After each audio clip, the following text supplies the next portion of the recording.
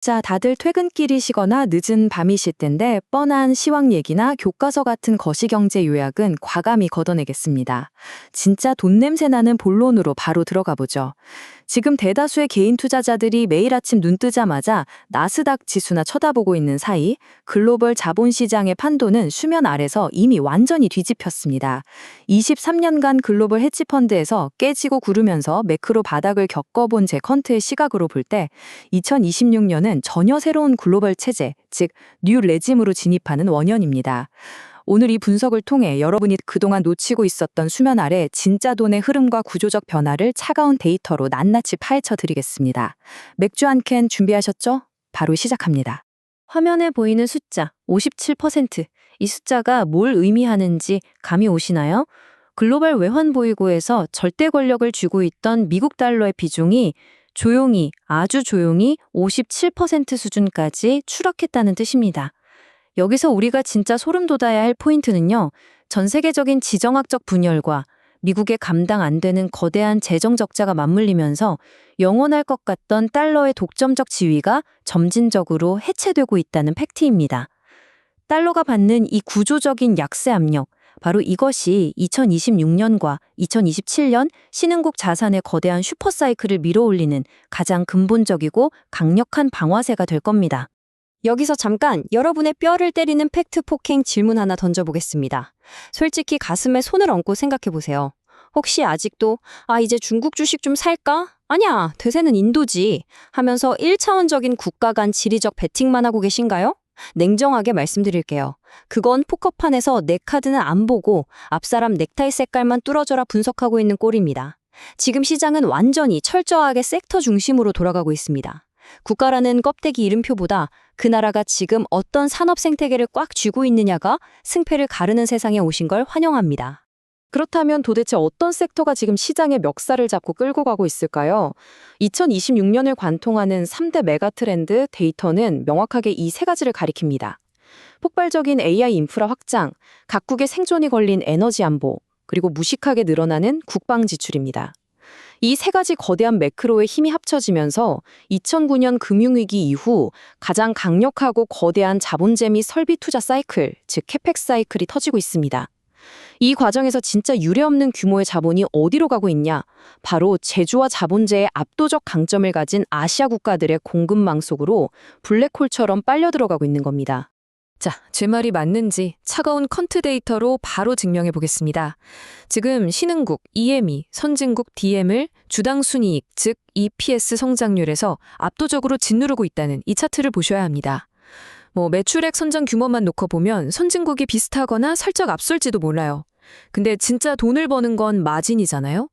주도 섹터들의 마진이 폭발적으로 정상화되면서 이익의 탄력성 면에서는 신흥국이 선진국을 상대로 완벽한 우위를 점하고 있습니다. 그냥 이익 체급 자체가 달라졌다는 얘기예요. 그럼 여기서 당연히 이런 의문이 드셔야죠. 신흥국이 돈을 잘 버는 게 그냥 운 좋게 AI 같은 고성장 섹터 비중이 높아서 그런 거 아니야? 아닙니다. 제가 기가 막힌 비유 하나 들어볼게요. 여러분이 최고급 대형 세단을 샀다고 가정해보죠. 이 차에 붙은 브랜드 로고나 엄청난 차체 크기, 즉 섹터 비중이 주는 표면적인 만족감이 9.4라면요. 연비 효율, 잔고장 절대 안 나는 엔진 성능, 즉 총소요 비용 TCO 같은 섹터 내 기업들의 기초 체력이 주는 압도적 우위가 무려 30.2라는 뜻입니다. 신흥국 기업들은 이제 단순히 업종을 잘 타고난 운 좋은 녀석들이 아니라 그 업종 내에서도 펀더멘탈 자체가 구조적으로 선진국 기업들을 씹어먹기 시작했다는 겁니다. 신흥국의 펀더멘털이 이렇게 구조적으로 강해졌다면 우리 머릿속에 가장 논란이 되는 그 거대한 시장 안 짚고 넘어갈 수가 없겠죠? 네, 모두가 끝났다고 투자하면 바보라고 비관하는 중국 이야기입니다.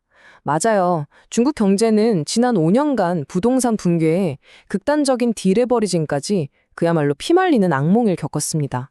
하지만 여러분, 진짜 스마트머니는 항상 대중의 공포보다 반발짝 앞서갑니다. 데이터를 까보면 2026년을 기점으로 이 지독했던 침체가 마침내 바닥을 다지고 구조적 안정과 리플레이션이라는 새로운 균형점에 진입하는 시그널이 뚜렷합니다. 시장에서 가장 희귀하면서도 강력한 탄탄한 실적 강세장의 초입에 바로 지금 서 있는 겁니다. 그럼 도대체 이 희귀한 강세장을 무슨 돈으로, 어떤 동력으로 끌어올리냐? 정답은 중국의 제15차 5개년 계획에 숨어 있습니다. 중국 정부도 바보가 아닙니다. 이제 과거처럼 기업들끼리 피 터지게 제살 깎아 먹게 하는 무의미한 가격 경쟁 강력하게 쳐누고 있습니다. 대신 미국을 이기기 위한 첨단 기술 자립에 국가적 보조금을 그야말로 때려 붓고 있죠. 여기서 퀀트 매니저들이 가장 주목하는 포인트가 뭔지 아십니까? 바로 자본시장의 활용법입니다. 옛날처럼 국유 운영 빚내서 좀비 기업 연명시키는 게 아니라 AI, 반도체, 우주항공 같은 진짜 첨단 기업들의 폭발적인 IPO, 슈퍼사이클을 열어주고 있어요. 주식시장에 자본을 빨아들여서 기술 추격자 딱지를 떼고 글로벌 개척자로 체질 자체를 완전히 갈아엎고 있는 겁니다. 자, 여기서 갑자기 분위기 한번 꺾어보겠습니다. 요새 주식 좀 한다는 분들 치고 인도 안 좋게 보시는 분들 없죠? 이 폭발적으로 성장하는 거대한 내수시장. 근데 과연 이 인도 증시는 내일 당장 글로벌 오일 쇼크가 터져도 지금처럼 끄떡 없을까요? 수면 아래 진짜 무서운 리스크를 하나 꺼내보겠습니다. 데이터는 아주 차갑게 아니오라고 경고합니다. 차트를 한번 보시죠. 인도는 GDP에서 민간 소비가 차지하는 비중이 극도로 높은 내수 주도 국가입니다. 근데 문제는 원유수의 의존도 역시 치명적일 만큼 높다는 거예요. 만약 국제 유가가 급등한다? 이건 인도 소비자들의 지갑을 강제로 털어가는 아주 악랄하게 숨겨진 역진세로 작용해버립니다. 결국 체감 물가가 폭등하고 루피와 환율이 흔들리면서 들어오려던 외국인 자금 유입을 막아버리는 아주 골치 아픈 단기 변동성을 빵빵 터뜨리게 될 겁니다. 인도의 진짜 아킬레스건이죠. 근데 인도 정부도 바보가 아닙니다. 자기들의 이 치명적인 약점을 너무나 잘 알고 살 길을 찾고 있어요. 싼 인건비로 남의 폰이나 조립해주던 공장 역할로는 절대 못 살아남는다는 걸 깨달은 거죠. 그래서 지금 7대 전략 산업으로 거대한 국가적 피봇을 진행 중입니다. 글로벌 바이오 제조 허브가 되겠다며 국립연구소를 미친 듯이 확장하고 새로운 반도체 지원 정책을 뿌리면서 아예 칩 제조 생태계를 자기들 땅에 직접 구축하고 있습니다. 미국의 살벌한 관세 전쟁과 글로벌 공급망 재편 속에서 살아남기 위해 저부가 가치에서 고부가 가치 제조 강국으로 아주 영악하고 스마트하게 진화하고 있는 겁니다. 자, 인도가 이렇게 생존을 위해서 피똥 싸며 체질 개선을 하는 동안 지구 반대편에서 완전히 다른 체급의 펀더멘털로 유유히 승기를 잡고 있는 곳이 있습니다. 바로 남미의 거인 브라질입니다. 이 팩트 하나만 들어보세요. 정말 놀랍지 않습니까? 지금 전 세계 주요국들이 여정이 안 떨어지는 끈끈한 인플레이션 때문에 금리 인하를 망설이거나 오히려 매파적 기조를 보이면서 덜덜 떨고 있을 때 유일하게 브라질만이 2020년에 유효자적 금리 인하 사이클을 실행하고 있습니다. 중립금리 대비 무려 10% 내외라는 그야말로 압도적인 실질금리 버퍼를 든든하게 깔고 있기 때문에 부릴 수 있는 엄청난 여유이자 자신감이죠. 근데 아직도 브라질 하면 아마존 밀림에서 철광석 캐고 대두 수출하는 원자재 국가만 떠올리시나요? 업데이트 좀 하셔야겠습니다. 새로운 브라질은 완전히 다릅니다. 이 나라는 대한민국의 88배에 달하는 미친 듯이 넓은 국토에 엉망진창인 도로망이라는 물리적 인프라의 결핍을 오히려 첨단 IT 기술로 단숨에 점프해버리고 있습니다. 물류 동선을 최적화하는 고도화된 AI, 험난한 빈민가를 막힘없이 누비는 드론 배송, 그리고 무엇보다 신용카드 결제망을 단숨에 박살내고 국민 전체가 쓰기 시작한 중앙은행의 결제 시스템, 픽스의 폭발적 도입까지 소프트웨어와 핀테크가 국가의 구조적 한계를 그냥 산산조각 내고 있는 현장입니다. 1조 달러, 자그마치 1조 달러입니다.